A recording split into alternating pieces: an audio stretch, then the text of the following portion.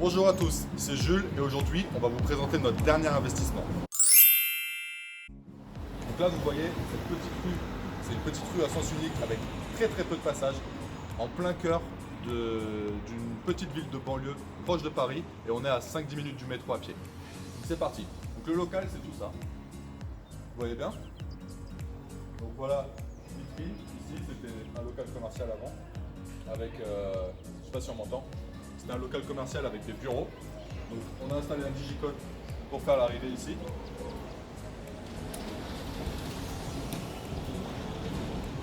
Bienvenue dans le SAS.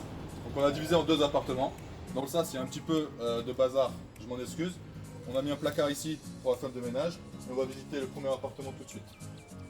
Je te laisse entrer.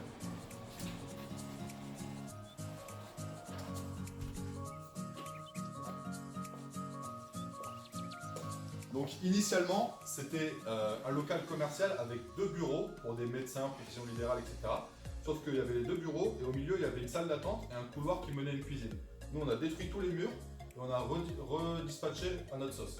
Donc là, je vous présente rapidement l'appartement. Donc ça, c'est le numéro 1 sur des thèmes bleu et bois.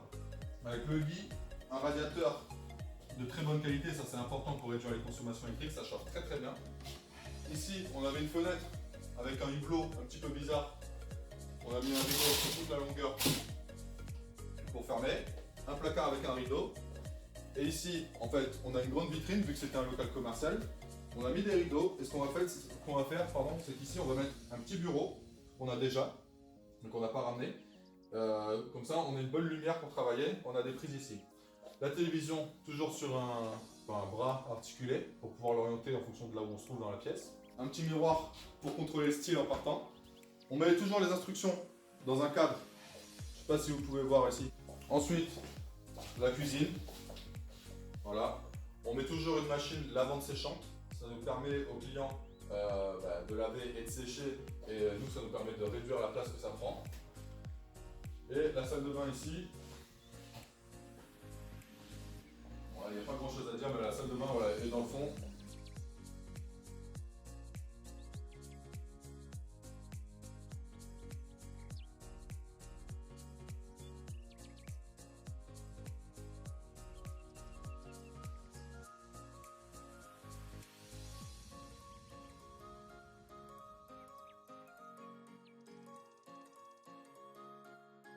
Parti, on va voir le deuxième appartement. Donc là, je pense que vous allez être surpris par la couleur.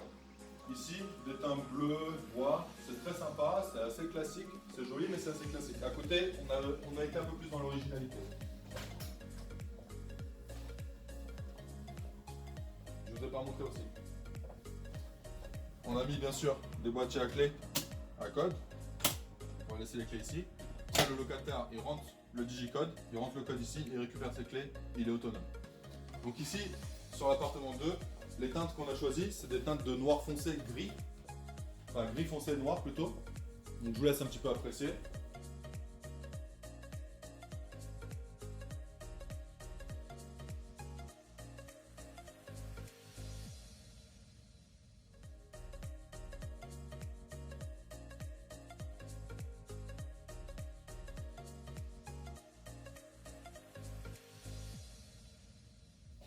On a également des instructions ici, un grand placard ici avec des penderies et du rangement sur les côtés, des petits détails de décoration, la cuisine qui est à peu près la même que dans l'autre appartement avec un carrelage différent et la salle de bain qui se trouve ici.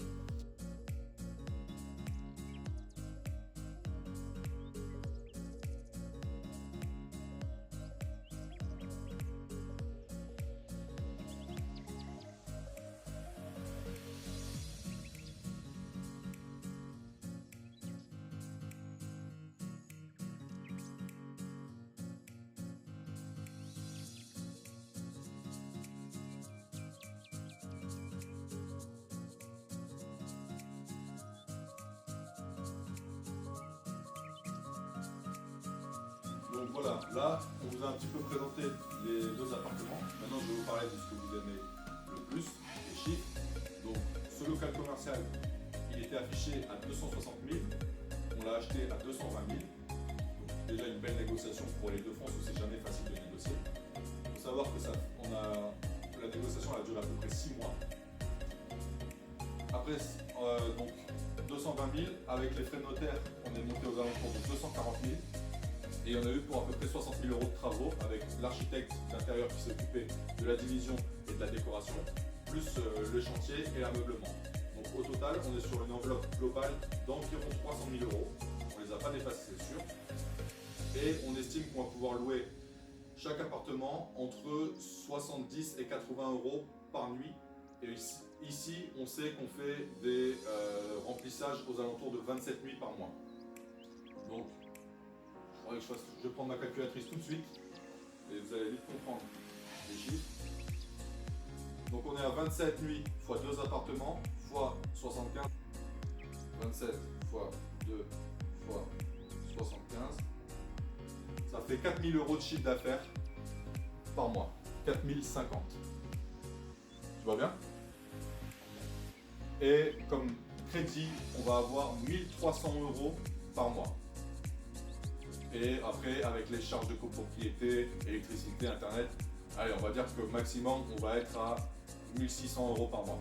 Ce qui veut dire que si j'enlève 1 600,